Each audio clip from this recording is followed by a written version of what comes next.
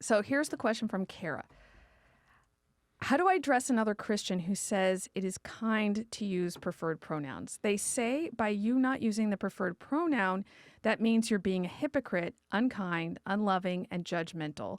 They also say not all translations of the Bible state God made male and female. So there's two questions there.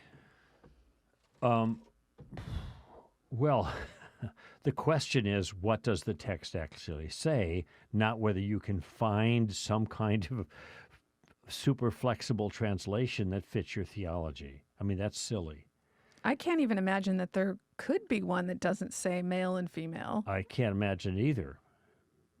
But nevertheless, just because you can find one, that's a problem with the translator. It's not a problem with it. It isn't like you're arguing maybe God didn't really say male and female. According to these people, he didn't. Well, look at the text. This is not, that's silly, okay? It's just silly somebody's going to appeal that way, all right?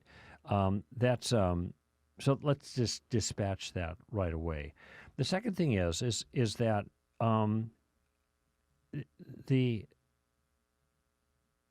basically, well, I would want to ask the question, how is it hypocritical? How is it unkind? How is it whatever all the charges are? I want a clarification. I can see how they might construe it as unkind because what I'm doing is not what the other person wants. But if it's unkind to the other person, why is it unkind to the one whose pronouns are being pronounced?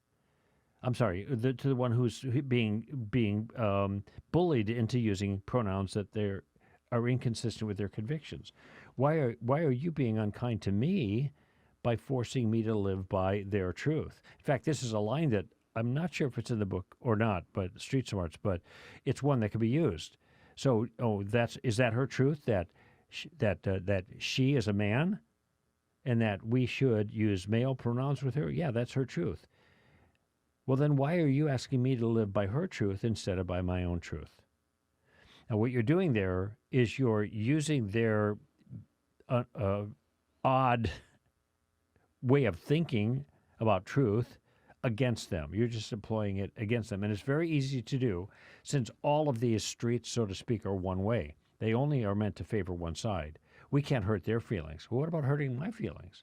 We can't go against their truth. What about going against my truth?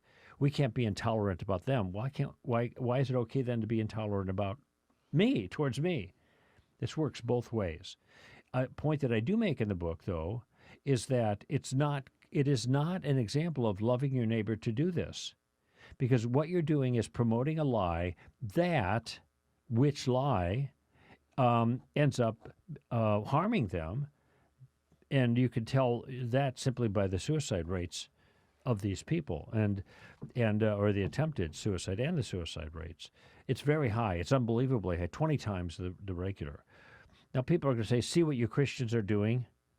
See what you're doing. You know, would you rather have? Would you have a living girl, if your child is a boy, who's got gender dysphoria, or a dead boy? This is the way they talk. This is one of their rhetorical flourishes.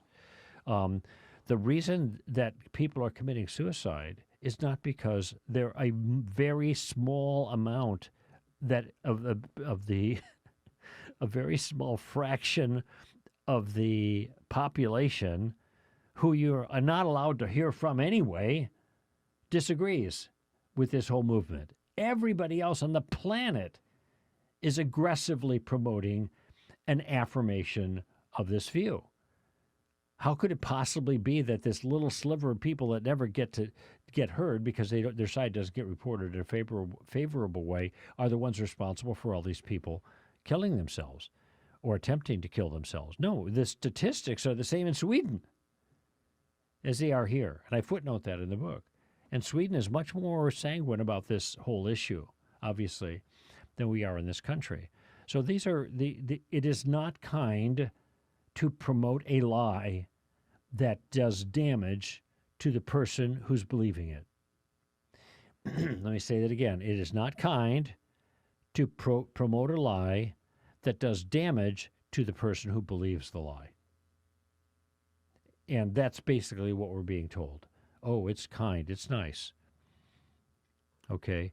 And in fact, I remember in the section where I talk about this in the book, you had a lot of edits for me regarding this issue that I put it in the most charitable way, which is, I think the word kind is the word that you suggested. And of course, the context, I explained why it wasn't kind to lie about this or to promote a falsehood and then the whole narrative. So it's just crazy out there. And this is why it's so, the people who are on the left, excuse me, including Christians, can appeal to certain virtues or certain politically correct behaviors as being virtuous when they're not. And this is one of them.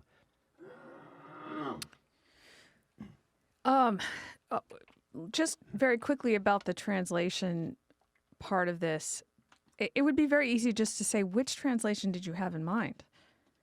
Because it's hard to know where to even go with that, because I honestly can't imagine if you look at, Matthew 19 and Genesis 2 or 3? Well, Genesis 1 and 2 1 are and both 2. quoted Okay. by Jesus. The first one about male and female, that's the first thing he says. And the second one is the two become one flesh. Okay. I can't imagine that in both of those, that neither of them in one translation would translate it as male and female. Yeah. So I think I would just ask, what did you have in mind? Because I don't think that's actually accurate. Sure. Now, as far as the other part, what's interesting here is you have somebody who, Kara says, is another Christian. So you have something to appeal to here. And that is obviously what has God said about love, because what this comes down to, as you noted, Greg, is what is the definition of love. And so if you have a Christian, you can go to the Bible and very clearly, I mean, even if you just go to 1 Corinthians 13, where it talks about how love does not delight in... Rejoice in unrighteousness, but rejoices in the truth. Right. So the idea that this is, you don't even just have to say, I disagree with your view of love. You go straight to the idea of how does God define love in the Bible? And how is not affirming reality loving, just making someone feel better? That's never the way things go in the Bible. It's never what God recommends. But here's where the problem is. I doubt your friend knows the Bible very well. And so it's going to be really hard to talk about big picture ideas in the Bible if you can't go to a specific verse. And likely, even if you find a specific verse, if somebody's committed to this idea, the culture's idea of love, I doubt quoting a verse or two is going to change that person's mind. So all you can do is just say, look, God has explained to us what it looks like to love. And he did that in his commandments. And Paul says, that, and it's in other places too, but he says that in 1 John, or one of the Johns, 2 John, 3 John, one of those. 1 John wouldn't be Paul. So right. So it's in addition to him. Paul talks about, I think it's in Romans somewhere, but he talks about how the law was given that for the sake of love, this is why we don't commit adultery, why we don't steal, all these things. And 1 John, and I think maybe one of the other two, John says that this is how we love people, by following God's commandments. So that's how we know what it means to love. We can't go by what the world says about love. Jesus is very clear that the world is against him. If you're going with the majority of the world, then the chances are that you are not actually acting in a loving manner. We need to look at how Jesus loved people. And at that point, they're probably thinking, well, Jesus would have done it. So then maybe what you could do is say, look, why don't we just leave this aside for a minute? Why don't we just read through the Gospels together, you and me? Let's look at who Jesus is. Let's look at what he actually says. And then let's go from there. I think that's the only place you can start, because they need a bigger picture of who God is than what the culture says about who God is. Right.